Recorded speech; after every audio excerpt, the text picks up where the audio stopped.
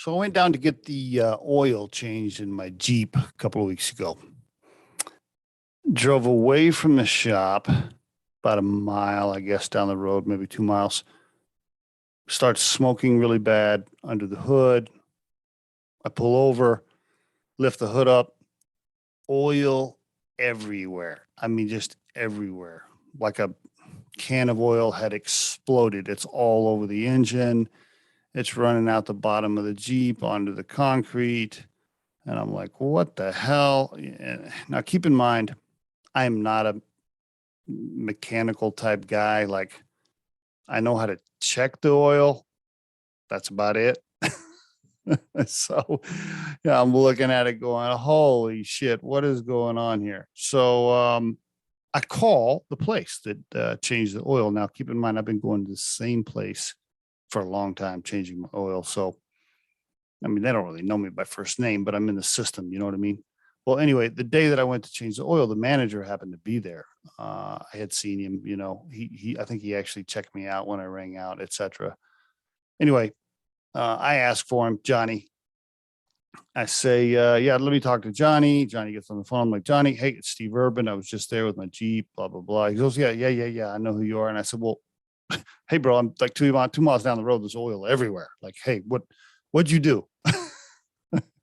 Anyway, he's like, hey, listen, he's like, a couple of things could have happened. Either we didn't put a cap on, or there's a little gasket on the cap of the where they put the oil in that may not have gotten tight. He goes, this has happened before. This does happen periodically. He said, where are you at? I told him where I was at. He said, I'll be right there. And I said, okay, great. The whole time I'm thinking I'm going to have to call a tow truck and my engine's blown up or whatever. Anyway, about 10 minutes later, he pulls up in his little truck and he gets out and he says, hey, Mr. Urban, so sorry. Let me look at the situation. He goes, sometimes this does happen. There's this little gasket that has to go on the cap, blah, blah, blah. If it's not on tight, if it doesn't seal. He's explaining to me what happens. He opens the hood and he's like, yep, that's what happened. He's showing me the thing. He puts it, I don't know, he does something with the cap to the oil. It stops. He puts new oil in the truck right there in this, I think we're in like a school parking lot. So he does all that. Meanwhile, keep in mind, there's oil like all over the engine of my Jeep, right? So, and I said, well, what about this mess? And he says, yeah, he goes, you might want to take it to a car wash and get all this cleaned down. And I said, well, is there anything I'm not supposed to spray? I mean, I know nothing about engines. I'm like, hey, what if I like, I don't know, spray the hose on something I'm not supposed to? And he's like, yeah, watch this part, watch that part. Don't do this, don't do that. And I'm looking at him like, okay. Can you clean it up for me? He goes, I sure can. He goes, do you mind bringing it back to the shop? And so I take it back to the shop and my wife and I go do some shopping and then they clean it up so I don't have to. He does all that, again, super apologetic. We pick it up. The engine's all clean. He gives me like a coupon I'm sorry. He gives me like a slip of paper saying my next oil change is free, of course, etc.